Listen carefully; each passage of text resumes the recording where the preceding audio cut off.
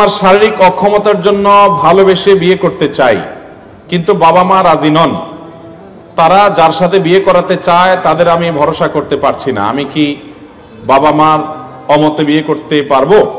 সম্ভবত ভাই শারীরিকভাবে কোনো হয়তো তিনি বিকলাঙ্গ বা কোনো প্রকার মাজুর বা কোনো সমস্যা আছে, এই জন্য হয়তো তিনি সেরকম চিন্তা করছেন। যদি এরকম হয় তাহলে সেক্ষেত্রে বাবা মাকে আপনি বুঝিয়ে আপনার কথার পক্ষে আনার চেষ্টা করবেন। যদি তার বাবা মাকে সেটা আপনি করতে না পারেন, বোঝাতে না পারেন, অনেক বাবা মা আছে শুধু পয়সা ছাড়া কিছু চায় না। ছেলে চায় একটা দিনদার মেয়ে, মেয়ে চায় একটা দিনদার ছেলে, কিন্তু কপাল পোড়া বাপ মা ভালো ছেলে মেয়ে পাওয়ার পরেও কদর করে না, বরং তারা চায় কি টাকা পয়সা। এই জন্য যে একটা কথা আছে না, যে আজকাল যত বিয়ে হয় মানুষের সাথে মানুষের বিয়ে হয় খুব কম, বেশিরভাগ হয় টাকার বস্তার সাথে ময়দার বস্তা।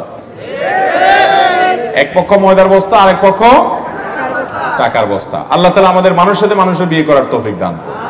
তো বাপ মারা যদি এরকম হয় তাহলে সেক্ষেত্রে তাদের কথা না মানার অধিকার বা রাইট আপনার থাকবে, কিন্তু পুরো বিষয়টা পর্যালোচনা করতে হবে যে কোন পর্যায়ে।